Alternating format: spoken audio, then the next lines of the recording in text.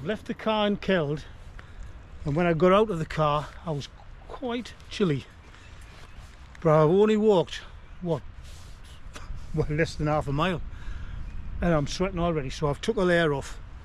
It's February the 28th, and I'm out on a solo wild camp because Stephen couldn't make it this weekend. Mind, we've been trying to get out for the last 2 weekends, but the weather's been horrendous.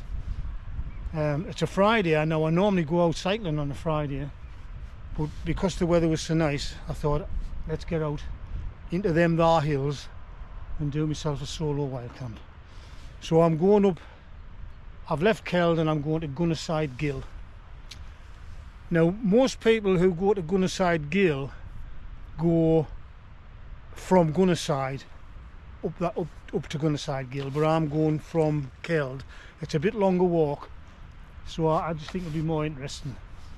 Now, another reason I've come now, February the 28th, is because I've watched a few videos of people camping at Gunnerside Gill, and it gets plagued with midges. So hopefully the midges won't be out in full force today.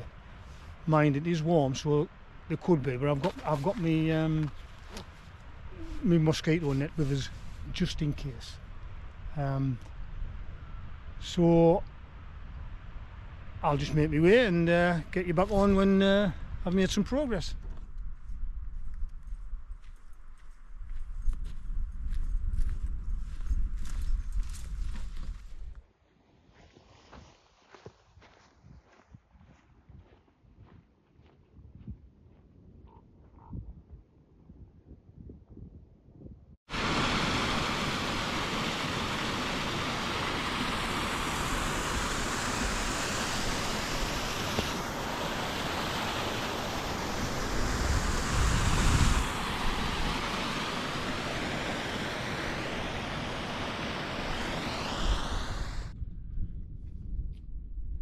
I've arrived at the highest point on my walk, and when I look around, it's not far off the highest point around here, but it can't be because there's no trig point, so it mustn't be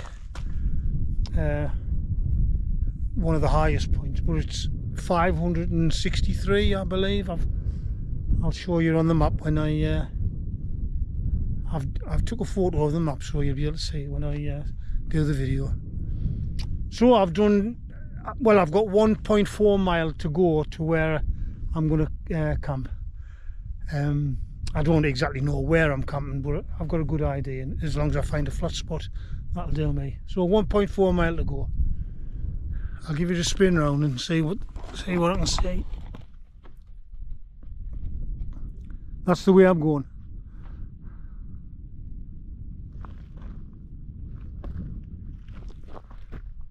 And that's where I've come from.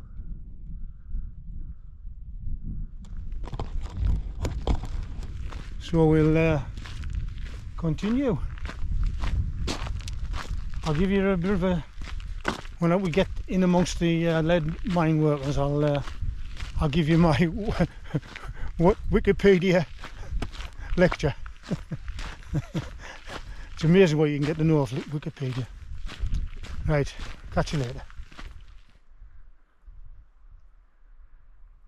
I'm nearly at my destination. I thought I would stop here and give you a lesson. So that up there and all the way down to Gunnerside Beck, or whatever it's called down there, that's called a hush. And there's 3 in this area, and I'm looking on my map now. There's the Gorton Hush, the Button Hush, and the opposite on the other side of the valley is the North Hush. Oh, there, and there's a Friarfold Hush. Now, hush, what hush means is, I think it's some reference to the sound of water. But what they used to do at the top of a valley, like that one, they built a dam. And when the water built up behind the dam, they breached the dam and let the water gush down all the way down to the valley. And as it was gushing down, and we're talking about a lot of water, it washed away the peat and the soil which were covering the rocks. And that meant they could then look at the rocks and see the lead ore. Now, I might be wrong here, but I think the lead ore was called galgan. I'll put it on the screen. I can't remember now, but anyway, so because we're talking now in the sort of 1820s. Prior to that, they just on bare rock, or where there was rock exposed, they could see the iron ore because it was like a crystal. But once they'd worked all that, they were looking for more. But because the rocks were covered with soil and peat, that's what they used to do. They used to build a dam in places like this. There's 4 around here, and then release the water, and hopefully the water washed away the soil, exposed the rocks, and then they could see where the ore was. Now that sounds a pretty tough job. That, I mean, building a dam up there. Now, what they built the dam with, I'm not sure. I've looked, and it doesn't really tell you what they built the dams with. But I can only imagine it'll be wood and stone and some peat, but I don't know. And how they actually released it, again, I don't know. But anyway, that's the gist of it. Now, like I'm saying, in this was 1820s, and it went and mining was active around this area right up until about 1890, I believe. And the ore, it was predominantly lead ore, but amongst that ore, in that galgan, or whatever you call it, which I'll put a note on the bottom of the page. There was actually silver in that, and there was up to 5% silver. And that 5% silver was more valuable than the lead ore, than the lead they got out of the ore. But I don't think they actually realised that there was 5% of silver. You know, they didn't realise until in later years. And now, if they were finding that ore now, they wouldn't be bothering to smelt it for the lead, they would be smelting it for the silver. Here endeth the lesson.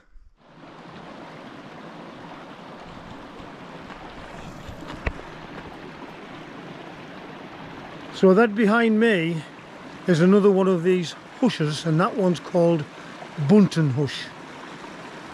And as it happens, this is exactly where I'm going to be pitching the tent. It's a lovely evening, the sun's right in my eyes, as you can see, but I'll show you around. I haven't decided where I'm going to pitch the tent yet, but this is going to be the spot.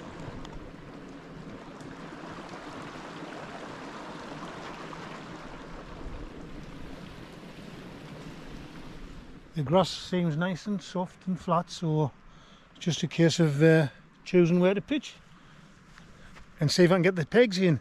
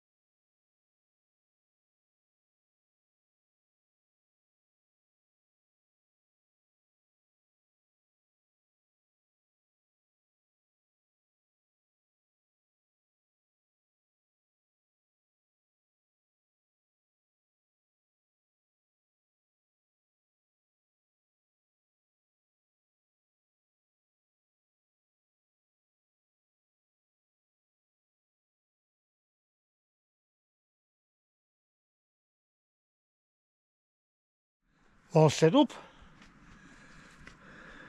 Lovely evening, not a breath of wind, no midges yet, cross fingers. There's the next mid.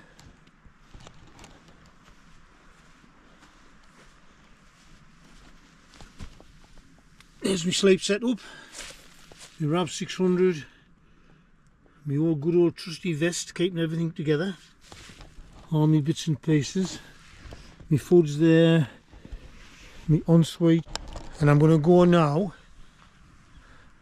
and fill my water bottle. I've got a bottle of water, but I might as well fill this up and we'll get the kettle on and have a coffee.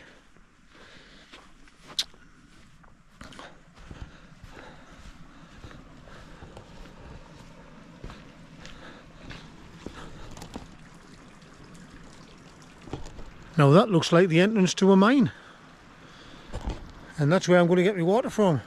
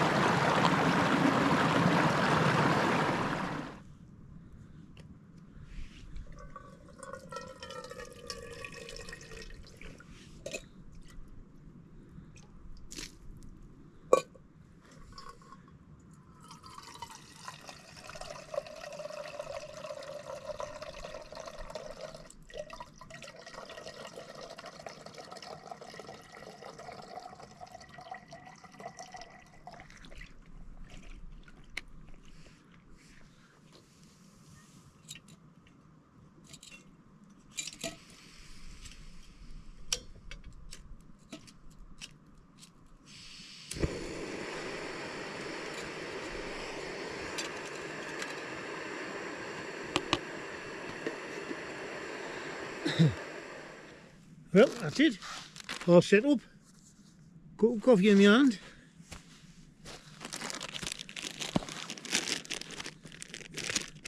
and one of Liz's flapjacks.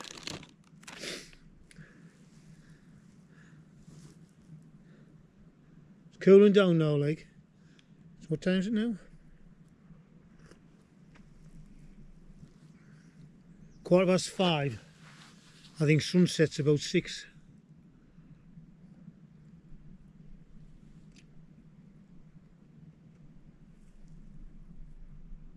I'll wait till it's dark before I make my dinner. Just a dried meal tonight. And I've only brought one can, McEwen's 7.3, but I've got a little drop of brandy for later.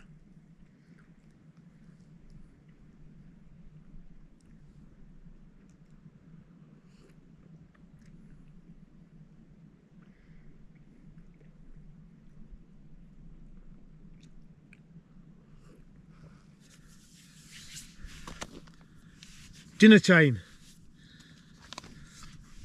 There's my dinner. It's real termite chicken curry. Yeah. Can't see very good, can we? Right. And you can't have a curry without having a glass of beer. So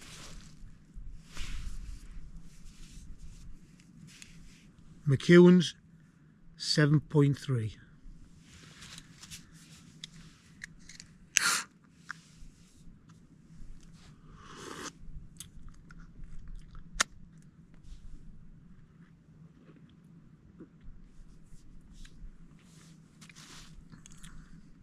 And you know what? Angus is right. He by gum, that's good beer.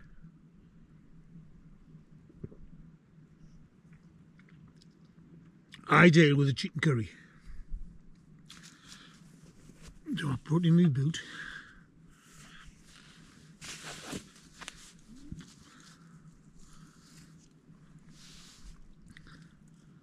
I was going to eat my dinner outside, but I'll be honest with you, it's too cold. It's a clear night. I think there's going to be some beautiful stars out tonight. There's a one over there really bright. But when I've had my dinner and it's really dark, I'll go out and have a look.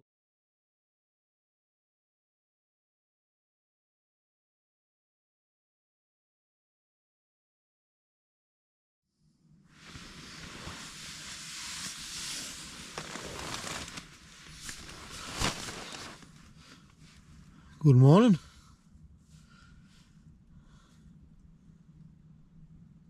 Well, that was one of the coldest nights I've ever experienced during my wild camping career. It was, in fact, I think that's the first time I've actually slept in me down jacket and I've got my hat on. I slept kind of like, I woke up at 1 o'clock and that's when I was really felt cold, so I put my quilt jacket on and put my hat on, and I've been lovely and warm since then, but you could tell it was still very cold. Very cold. What time is it anyway? 10 to 7. So I'm going to get myself pulled together and I think I'll have a look outside before I make me breakfast. Lovely morning. I've obviously missed the sunrise, but I don't think I would have seen much of a sunrise here because I'm in a bit of a valley. But the sky's looking nice.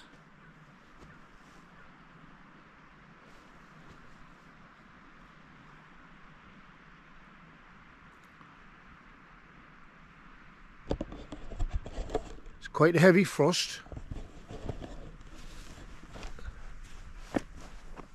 as you'll see on my tent.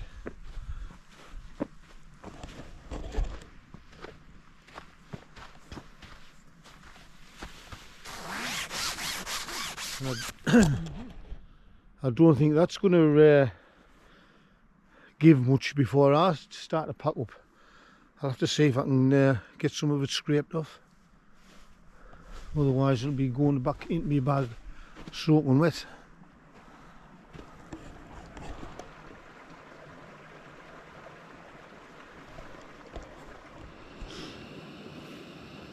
There we are, kettle's boiled.